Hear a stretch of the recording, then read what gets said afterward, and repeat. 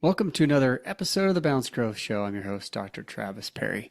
Today we have Blake Johnson. Blake teaches people how to structure their family bank for lasting generational wealth using the same strategies that made the Rockefellers one of the most enduring dynasties in history.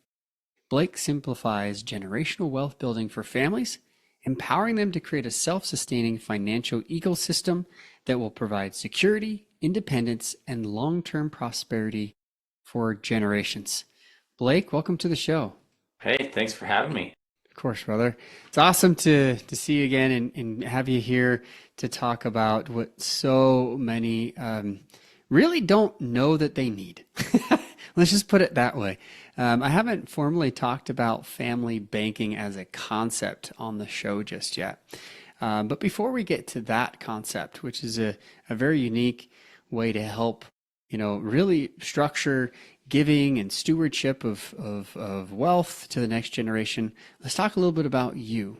I know you're an attorney and you've had a route that brought you here to talk about family banking and built a business both in Vegas and in Utah. But talk to us. Tell us, how did you get to this situation? What was your background in? Tell us a little about your story. Yeah, interesting. I grew up in a family where my dad is an estate planning attorney, so got to see what that was like, and wasn't initially going to go down that path. My undergrad background is in finance, and so I was looking into jobs in New York, and then I met my wife and knew that that lifestyle was not going to work for her, and so then I started trying to make a pivot and go, well, dad's lifestyle was pretty good. I liked his control of having his own schedule and all that stuff. And as far as attorneys go, estate planning is a lot more laid back than a lot of other areas. And so that's why I went to law school and with the idea of practicing in estate planning. And came out of law school and had two job offers lined up, driving across the country from Louisiana, where I went to law school, back to Utah to stay for the summer before starting the job. And in that time, both those job offers were withdrawn, and I had no job prospects. And so it took me 3 months to convince my dad to hire me, and so that's when I started in Las Vegas and started working for him. Eventually, became partners with him, and that's when we started butting heads because he was set in his ways. Hey, this worked for me. It's also a different stage of life. He had a ton of clients coming into his Utah office and didn't have to do much. And I'm like, well, there's not much coming in. Things have kind of changed. I need to do some marketing. I need to do some other stuff. I want to grow. And so we just started kind of butting heads a little bit with that. And then he said, hey, why don't you just buy me out? Before this affects our relationship and gets really, to a place we don't want to be. You can do your own thing. I'll keep doing mine and we'll be good. And I said, that's great. There's two problems. One, I don't have money. And two, I don't think a bank's going to lend to me for this. So how am I supposed to buy you out? And he said, well, I'll be the bank. I'll lend you the money essentially to buy me out. And then you pay me back over time. And we set terms, signed a contract, did everything like that. And that was my first exposure to what a family bank is your family lending you money to make the situation work when you probably wouldn't be able to do it otherwise. And it turned out to be a really good situation. I was able to pay him off in 5 years. And then I had my own firm and opened up a second office and was able to just grow from there. So that's kind of how I got here. I didn't realize at the time that was essentially the family bank. It was a cool concept. I'd heard of people doing stuff like that before. But as I practiced more and more and got introduced to a couple of key people, I was shown that this is the family bank, is this process that I'd already gone through. And so then it became, well, this is really cool. How do we help others realize this? How do we formalize this to make it easier to implement and become this thing? And that's where my path came from. And in the last year and a half to 2 years, really been focusing and niching down on helping people with that. Yeah, that's wonderful. So we're going to unpack what the family bank is here in just a minute. Is a simple way to help business owners not be too complicated. But I love how you started out just talking about what the family bank was for you, how that helped you transition and is part of your story, which is beautiful. I see this helping so many families, and they probably do it to some extent. They just don't formalize a lot of things, right? And you can get to some informal problems, which we'll also cover. But maybe let's talk about um, the issue that probably most business owners have when they're building wealth. I know that most business owners reinvest right back into their business, right? That's where it's their baby. It's what they enjoy, it's what they love, and what they've built. But at some point, they're going to have a successful exit or an unsuccessful exit, depending on how things shake out. Hopefully, a successful one. And when they get to that point, and they've built up wealth, or they sell the business, or they're about to transition it, even you and your father's situation there is a great example. Why a family bank? What is it? Talk to us about how this can work. But maybe first off, let's talk about some of the problems why other institutionalized investing and the problem with entitlement. Maybe let's start someplace further away from this solution of what might be the problems that led to the family bank being really brought to the spotlight. Yeah, I think it comes back to first off of estate planning in general. No one wants to think about their own demise. And so that's usually the issue number one of why, the people who are building their business and getting things going, they're not thinking about those things because, hey, I'm focused, I'm grinding, I'm doing those things.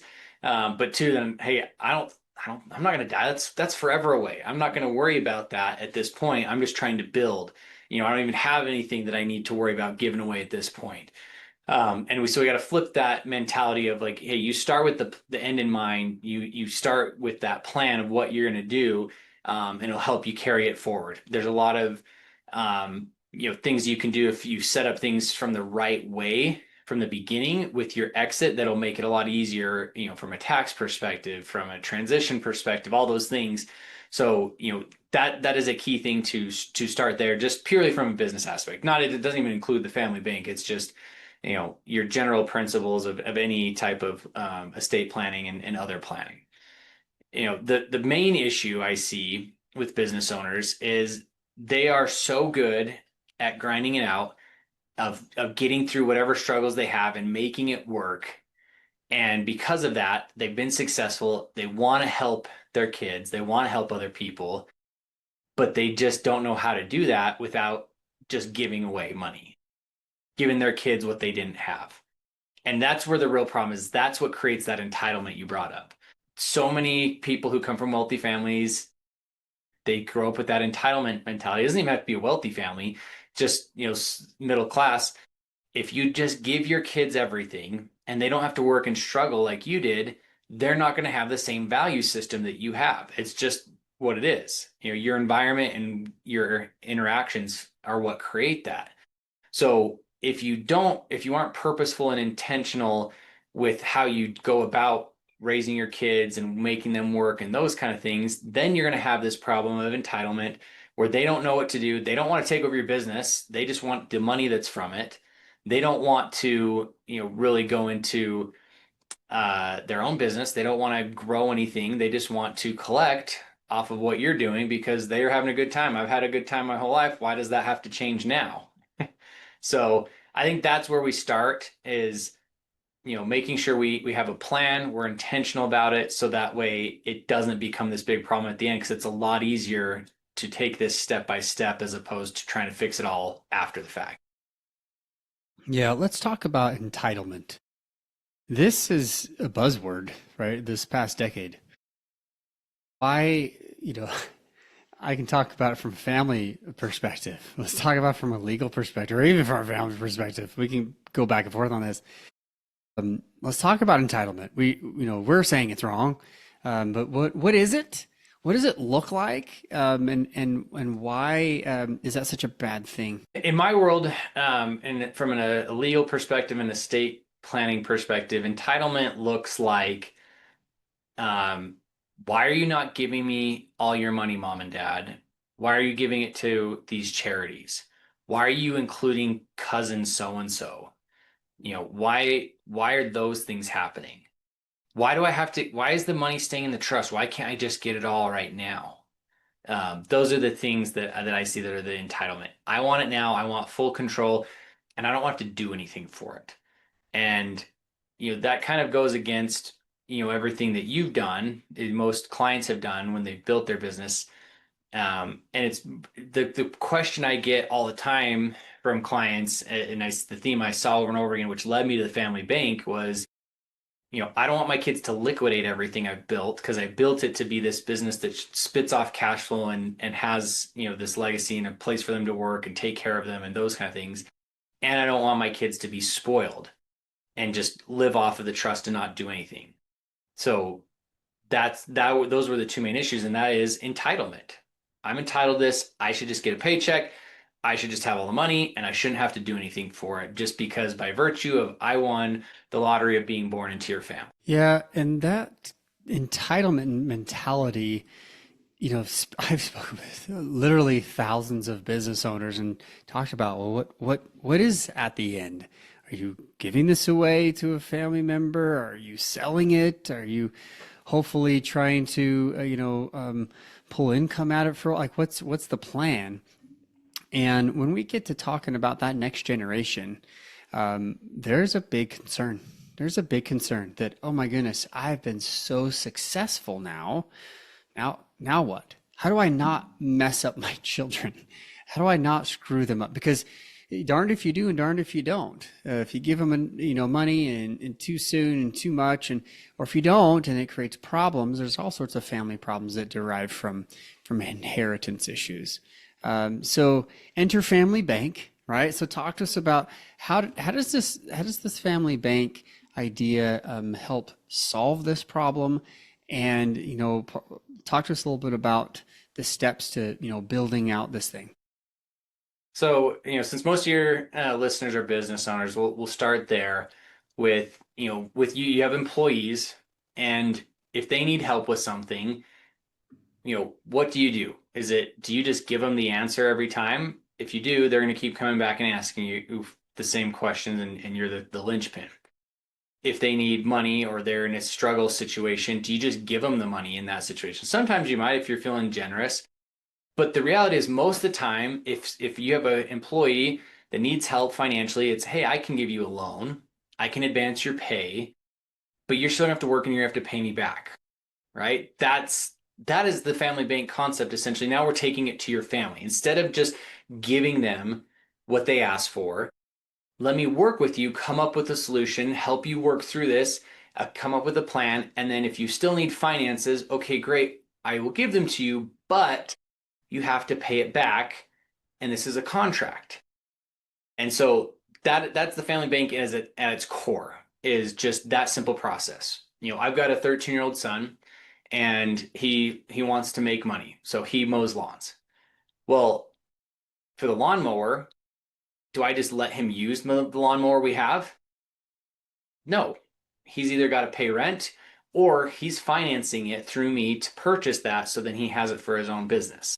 Because now he understands not only, what a business expense is, hey, I have to, nothing's just free, right? I have to pay for this lawnmower so I can go do my job. There's maintenance, there's gas involved with it and that stuff.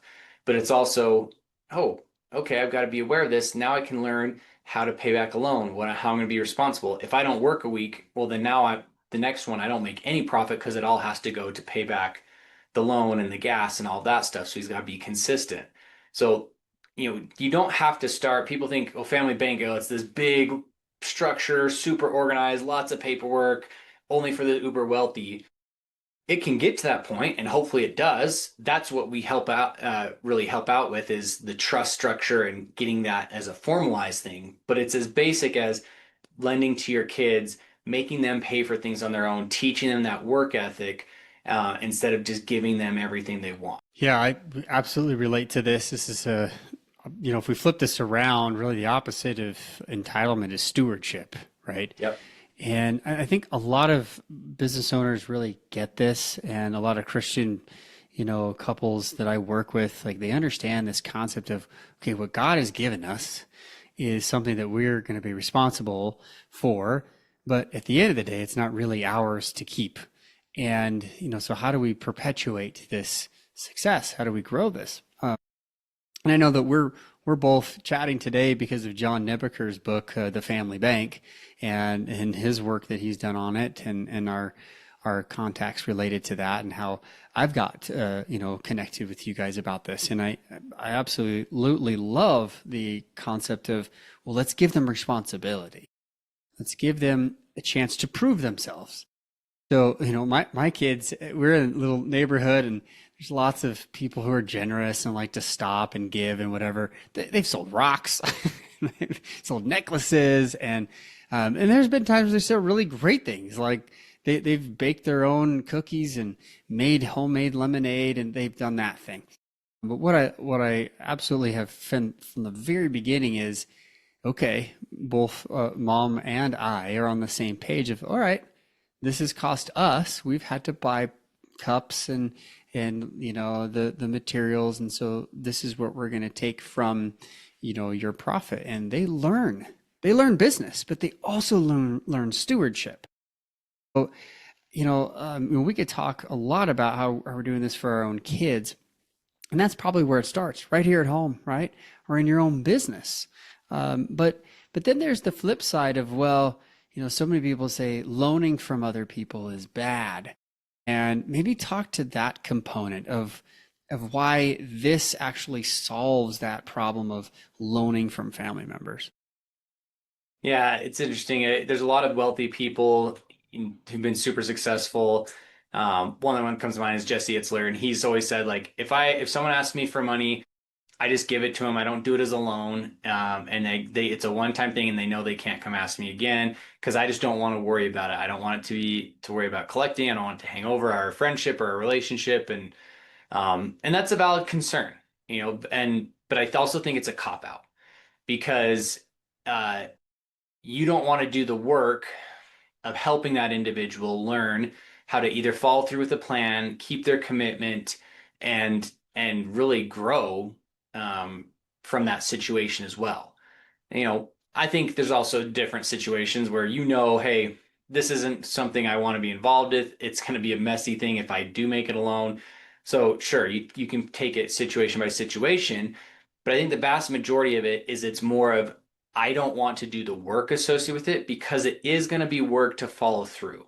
That's the hard part. You see your kids struggle, and my kids have a caramel apple business that they do every October. And it would be a lot easier for me just to pay someone else to figure it all out and do that, right? Or go buy a bunch of caramel apples from Rocky Mountain Chocolate Factory, and then we'd sell those. But that's not the point. The point is to help them. So I'm out there, we do it during fall break. We're dipping 300 apples, caramel, chocolate. Our fridges are completely emptied because that's where they all have to go to cool off.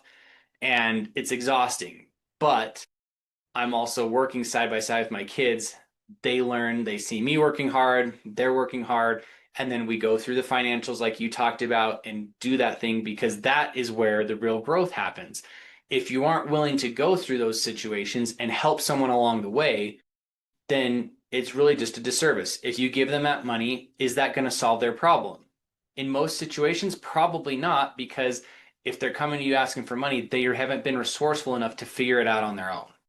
And so, if you want to really make the impact and make the change and help someone, it's like the adage of teaching a man to fish.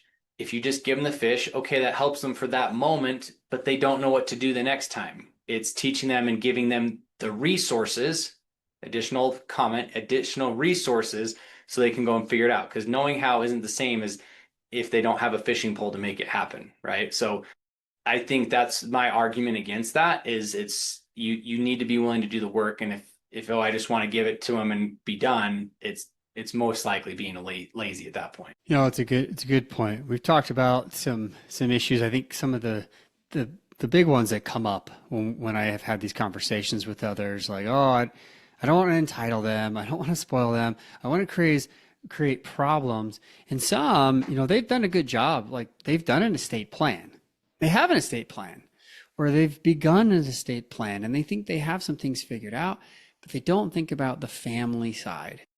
So let's talk about how we set this thing up right, and why would it benefit a business owner or anyone who's been successful, to really be able to keep the money in the family, away from taxation, away from, the entitlement problems, or even this idea of like we're going to loan and not give any recourse, right? And not to keep people held accountable for that loan and whatnot. So let's talk about what a family bank actually is. Maybe walk us through what you've seen on your end and how you do it, how you set these things up, kind of the basic steps. Yeah, it's really funny to me, talk with clients about, what they want to do for their estate plan.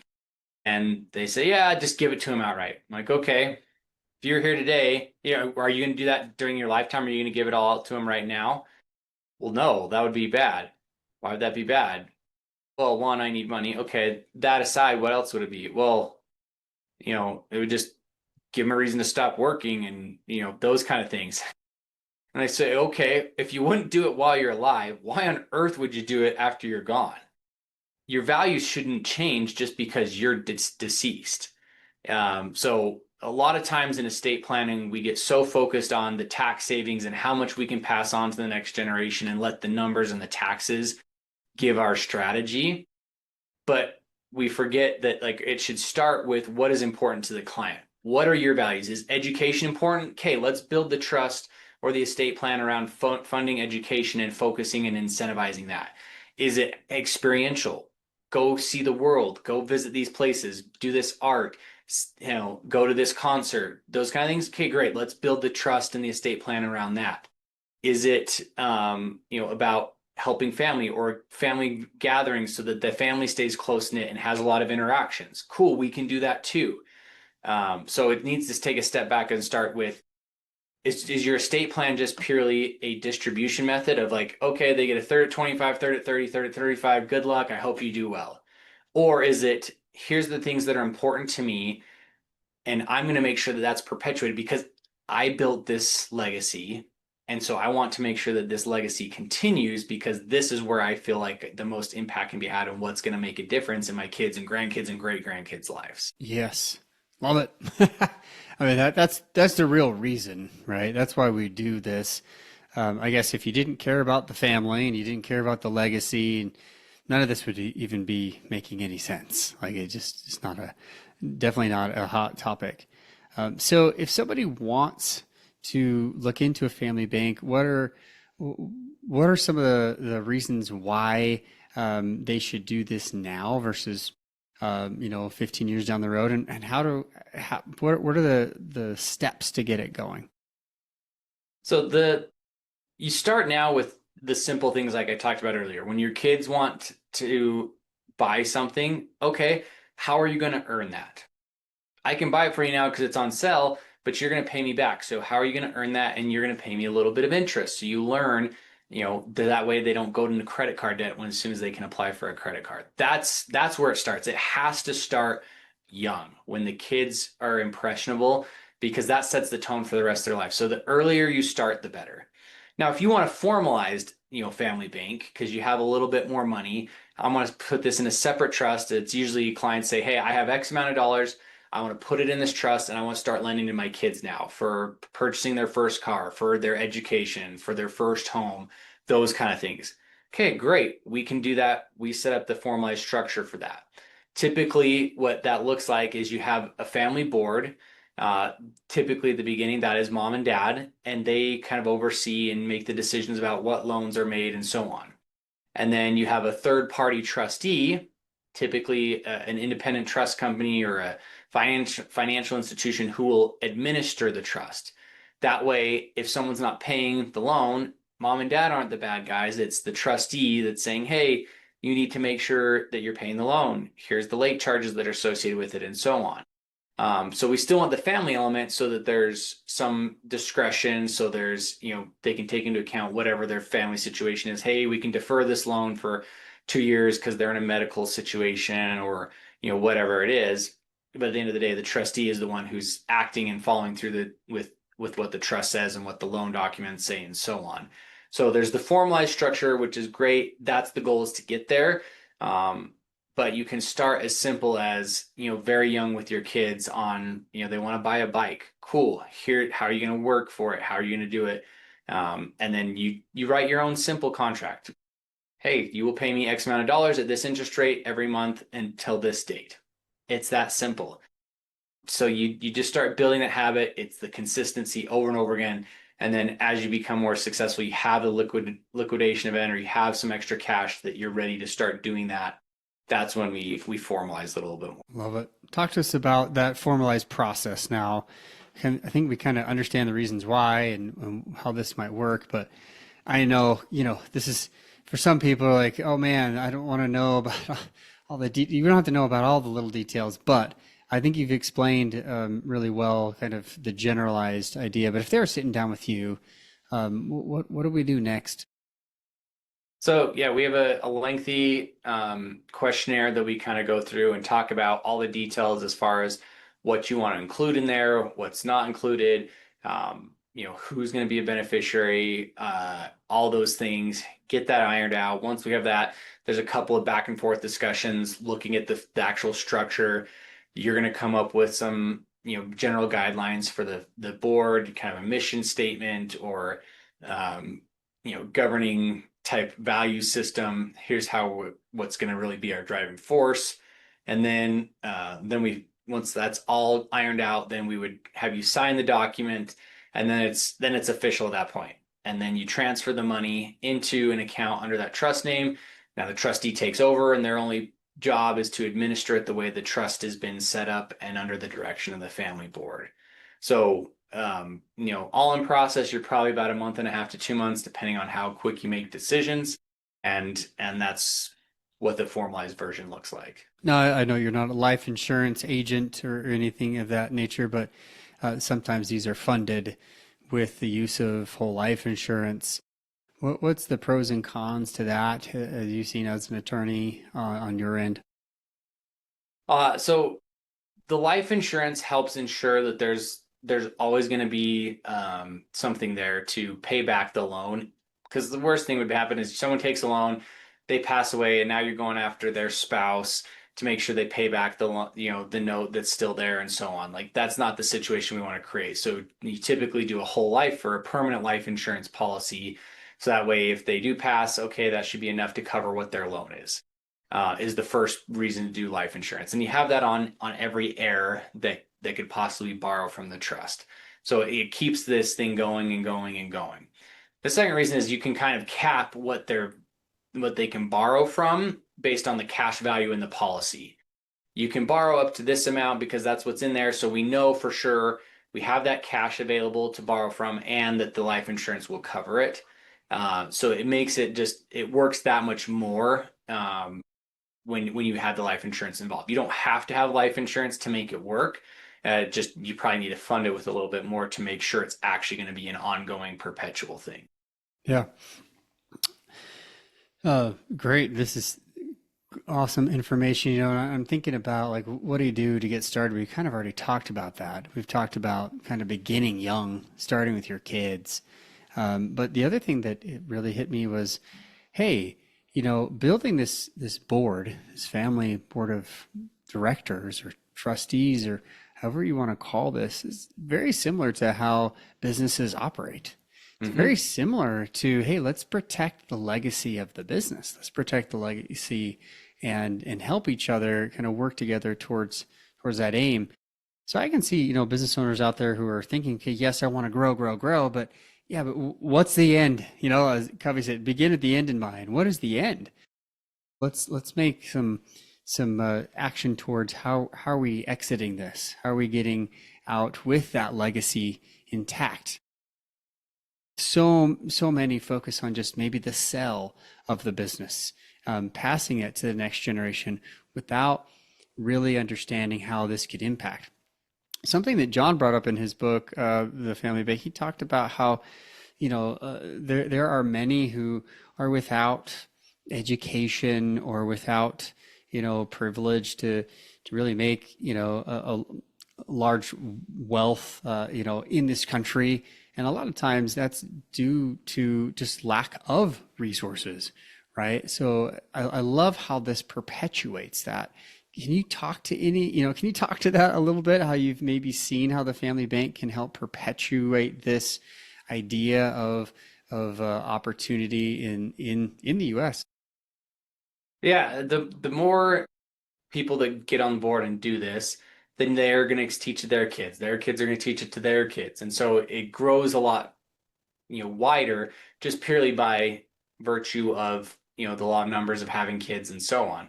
So it really helps to start to bring that in because they're now teaching, their spouses that they're bringing into the picture. Okay, so now we've just doubled it from that one kid that you had to them and their spouse. And so maybe that spouse it starts teaching it to their parents or to their siblings and so on. So you have that multiplying effect that just by having you teaching your one or two kids, it's going to affect now three, four, five people plus everybody below them.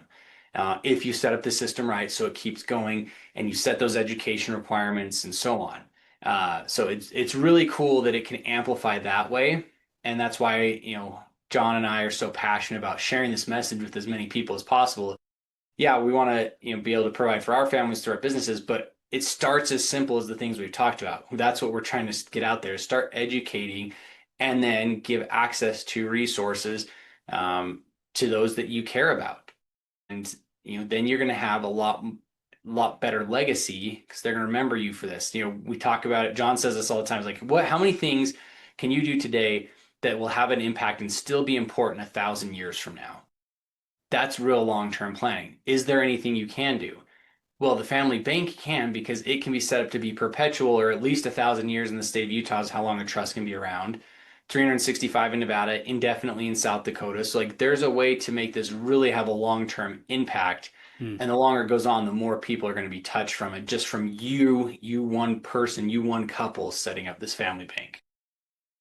Yeah, the name that comes to mind is the Rockefellers, right? We've got, those books on the Rockefellers, what they've done. There's other authors out there talking about this concept. Can you speak to how, let's talk about them as an example of this legacy. Yeah, so John D. Rockefeller was way ahead of his time when he thought of this concept of through trust keeping everything owned centrally instead of giving it up to his kids and hoping that they would do the best. He brought all of his kids into his business, and the business actually grew after he passed away. The wealth has grown, and there's still trusts out there that they can borrow from and get access to all the resources to be successful. And so he's had that impact 200, it's been 200 years now. And it's really cool to see that kind of planning can have that big of impact. You contrast that to the Vanderbilts at the same time. At one point, he was more wealthy than the Rockefellers, but all he didn't really do a whole lot of planning. It just all went to one son or a couple of his kids. And within 2 generations, they had spent all the family money and there was nothing left just because they just lived extravagant lifestyles because that's what they were used to, as opposed to working as hard as the commander did, Commander Vanderbilt, and building his business. He didn't bring his kids into it as much. They didn't learn. They didn't get those responsibilities. It was just, hey, here's money, lavish lifestyles, and off they went. Yeah, two great opposing stories here. Talking about legacy, the fact that now we're comparing the Vanderbilts and the Rockefellers and what they've done is quite the story. So I love that. I think that's a good way to kind of end that backdrop of choose your ending. Yeah. Which way do you want to go? What's your direction? How you want to live it? Now, if you're out there and you're like, hey, I'm still growing. I'm in this growth phase. Blake, is it still worth talking about? Is it still worth setting up? What are some of the first things? I know we've already talked about with kids, like what we can do with the kids and like maybe a shoebox and starting some basics. But what about if you're not at that point yet, but you want to get on track? What would be the first couple things you would suggest? Yeah, I would start with making a plan of what that's going to look like.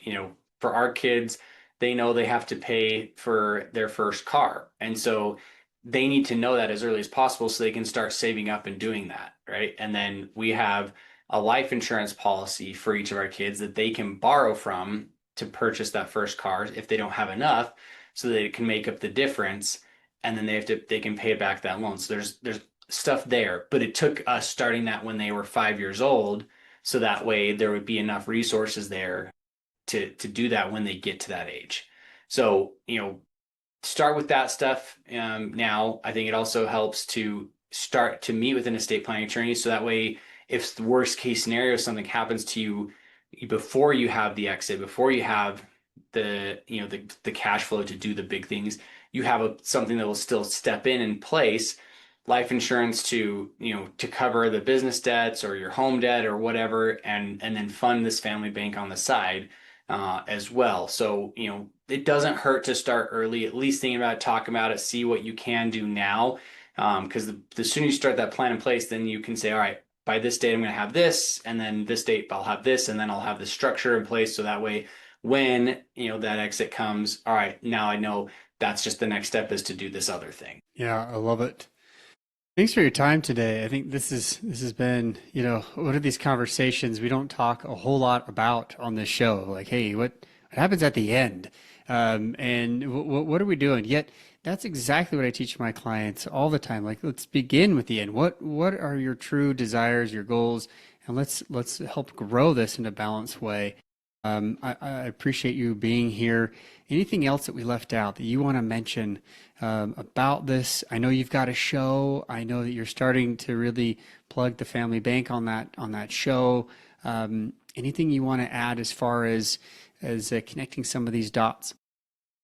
Yeah, I think the main thing that people sometimes get overwhelmed with, like, oh, well, I don't want to just have everything loaned to my kids. I'd like to give them something, or I'd like to give something to charity, or have other things. This isn't the only answer. It's not you have to do this solely 100% in. Like, you can say, be as creative as you want. Hey, X amount of dollars goes to my kid. Whatever above that is then put in the family bank, or X amount to charity, X percentage to my kid, the rest does this family bank concept. Or, hey, I'm just going to fund it, this one family bank with this X amount of dollars. Everything else is still going to go to my kids when I pass away.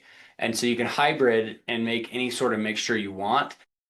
This isn't a one size fits all, the only answer. Sometimes we get so focused on what we do, we kind of send that message. So I want to say that this isn't the only answer. This isn't the end all be all. We can use it as a part of your estate plan. And so, use it as a tool. It doesn't mean you have to use it all the time. The hammer's not the only tool in your tool belt. So, just use it as one thing. Yeah, well said. I like the comprehensive view, right, of what's happening in life. People want to learn more about the family bank or estate planning. How do they get a hold of you? How do they listen to your show? And yeah, send us where you would like to send people. Yeah, so my website is yourfb.com, as in Your Family Bank.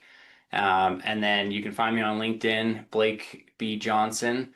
And happy to connect with you there. And my podcast will most likely be called Your Family Bank as well. It was originally the Trusted Podcast, so you might find it under that search as well. Awesome. Thanks for being here. Thanks for your time and for sharing with us a little bit about what you've been doing with Family Bank and how this can help others. If you found this useful, please connect with Blake, reach out, and follow his journey. And until next time, remember, live life on purpose together.